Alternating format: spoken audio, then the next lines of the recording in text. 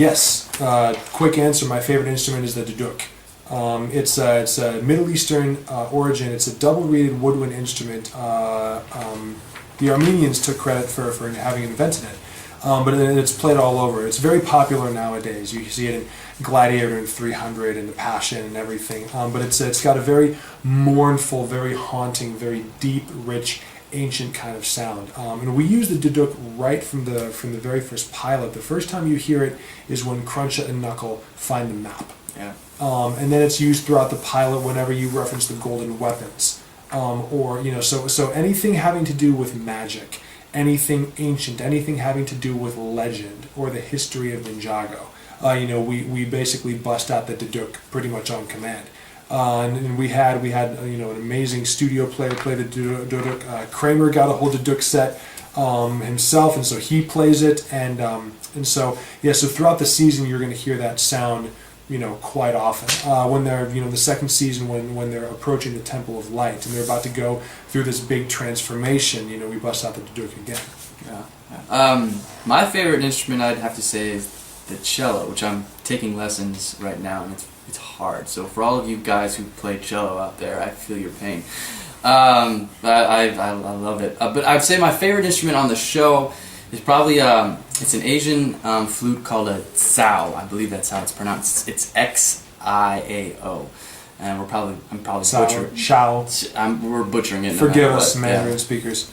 But it's got this really cool, soulful, wispy kind of sound. And we use it actually for a new character. A new character in the new season. That you guys will hear it, but it's a pretty cool sound.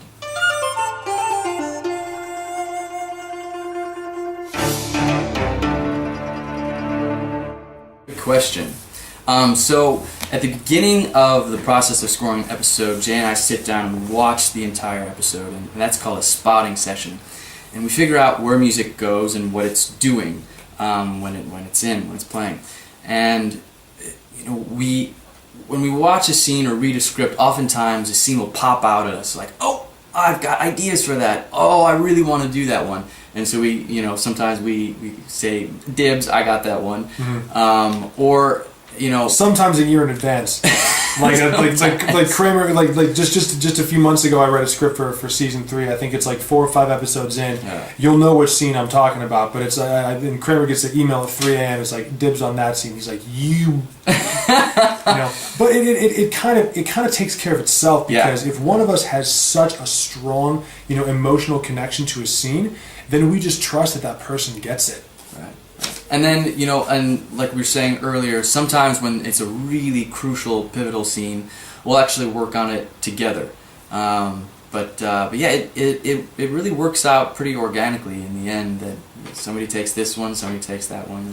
Yeah, and it's cool. We haven't really talked about our collaborative process too much. I mean, we don't want to give away every secret, but at the beginning... Secrets.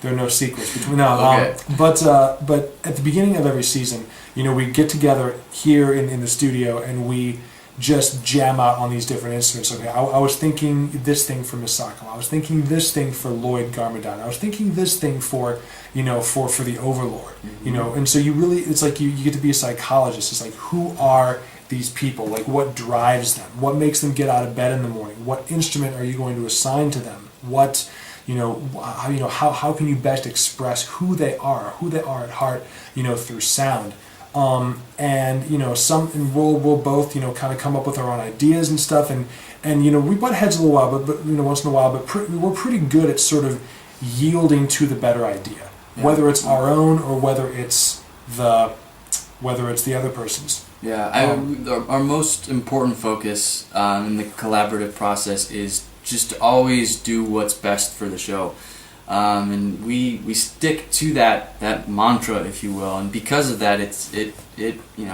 everything works out. Absolutely. I mean, it's kind of like you forgive the cheesy example. It's kind of like you have two parents, and they don't exactly agree on everything, but they love the kids so much that they're going to inherently understand what's best for the kid, even if it wasn't their idea. Yeah.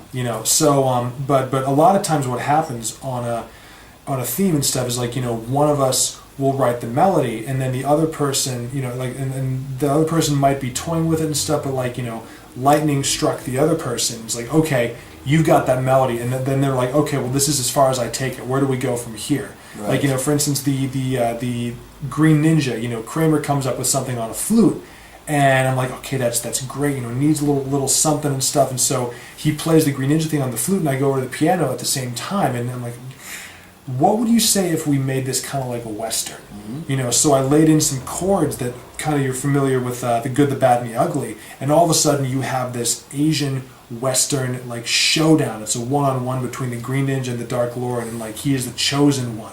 So that became his identity. The Ninjago theme, it was the opposite. I came up with the melody. He harmonized it. Misako, and it always kind of happens that way. Yeah. It's actually nice having another brain next to you, because when you hit a wall and you're just like, I had no idea what's next. It's just nice to have another person who say, oh, well, maybe let's do this. So we feed off of each other. Exactly. Yeah. Having more than one point of view on a character can be a big benefit. Yeah.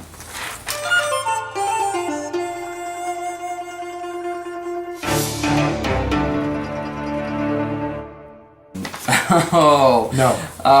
We wish we could tell you more. We don't want to spoil anything. The one thing that we can tell you is that it's awesome.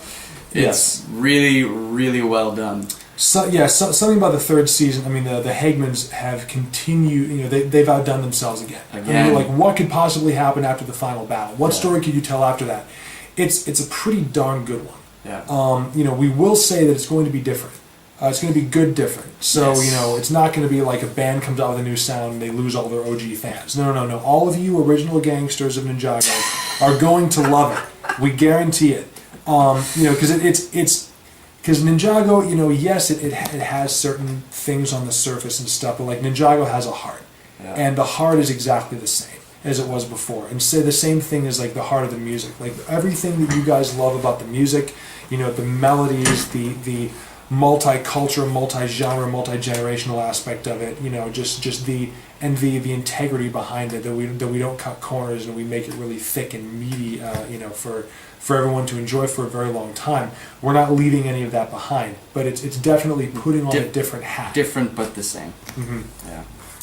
But just what we would say is just, if you want to know stuff about the new season, we're legally not allowed to tell you anything yet, but look at the poster, the new season rebooted, look at Zane's face, look at why it is the way it is, and infer what you can, and you'll probably be pretty right on. We could safely probably tell you that there will be some old friends revisiting, and some new friends. And some new friends. Yeah, it's going to be great. It's going to be awesome.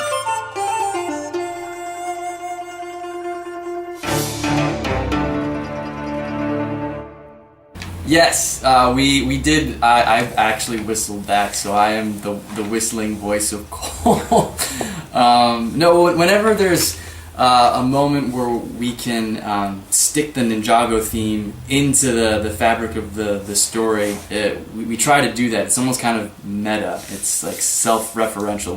We try to put the theme in their world because it's funny. Yeah, I mean, because what's cooler than knowing your own theme song? Yeah. I mean, how cool would it be if Indiana Jones, when he's about to like crawl on a rope, he would go dun dun dun dun. That's me. That's me. And then he goes. I mean, they don't get to do that, but Cole gets to do that. Yeah, so much fun.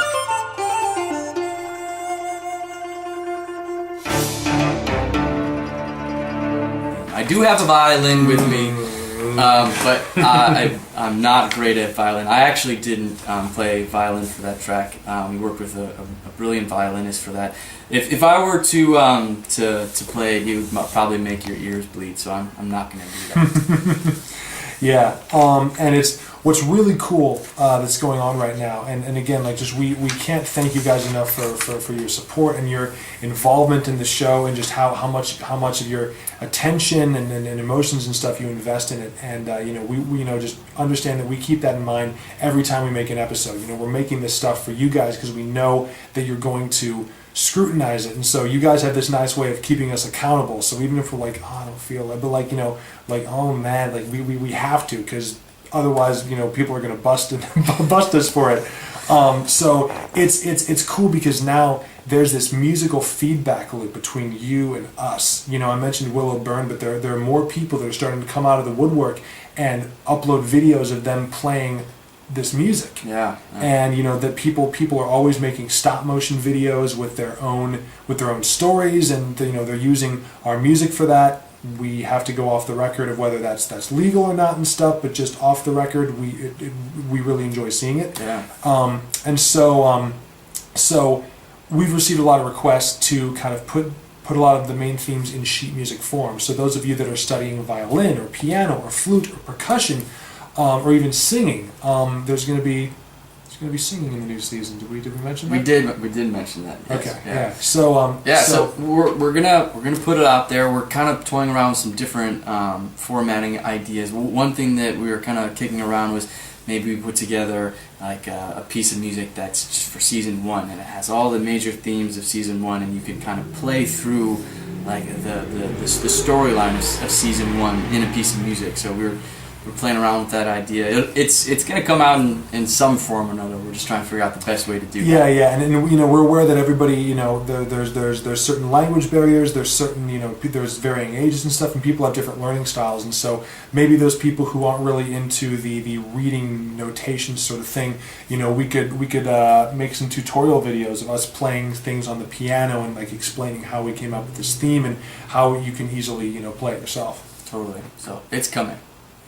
Yeah. But thank you for all the amazing questions. Absolutely, a lot of fun. Yes. We'll do it again soon. We'll you know we love communicating with you guys, and so we'll do something around the advent of season 3. Hopefully, you know when the record's released or something. So anyway, many thanks to Mr. Vector, George, Mark, all the guys at the Ninjago Wiki. Thank you.